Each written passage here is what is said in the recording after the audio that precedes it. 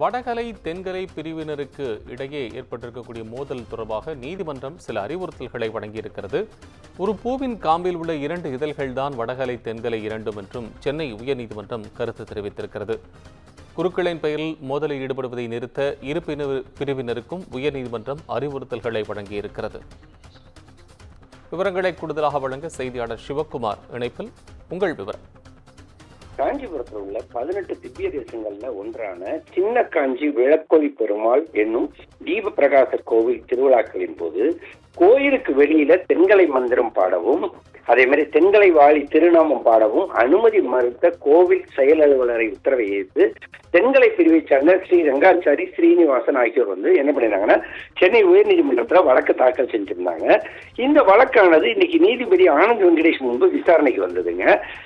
கோவில்ல தென்கலை மந்திரம் பாட அனுமதி அளித்து 1915ஆம் ஆண்டு காஞ்சிபுரம் மாவட்ட முன்சிப் நீதிமன்றம் பிறப்பித்த உத்தரவை 1918ஆம் ஆண்டு சென்னை உயர்நீதிமன்றம் உறுதி செய்துள்ளதாக மனுதாரருடைய தரப்புல சுட்டிக்காட்டப்பட்டது. வழக்கை விசாரித்த நீதிபதி உரிமையியல் நீதிமன்ற உத்தரவை அமல்படுத்த உயர்நீதிமன்றத்தை பயன்படுத்த முடியாது, தீர்ப்பை அமல்படுத்த கோரி சம்பந்தப்பட்ட உரிமையியல் நீதிமன்றத்தை அணுகலாம்னு கோரி இந்த வழக்கை தள்ளுபடி செய்து உத்தரவிட்டிருந்தார். மேலும் இந்த கோவில் திருவிழாக்கள்ல வரும்போது வடகலை தென்கலை பிரிவினர் அடிக்கடி மோதலில் ஈடுபட்டு வந்ததால் விழாக்கள் அமைதியாக நடக்க கோவில் செயலாளர் இந்த உத்தரவை பிறப்பித்துள்ளதாக நீதிபதி சுட்டி காட்டியுள்ளார்.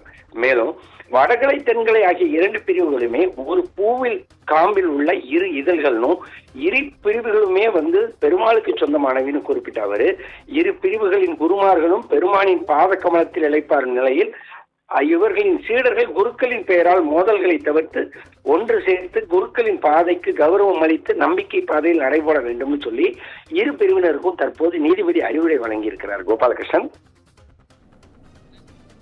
விவரங்களை வழங்கியமைக்கு நன்றி சிவக்குமார்.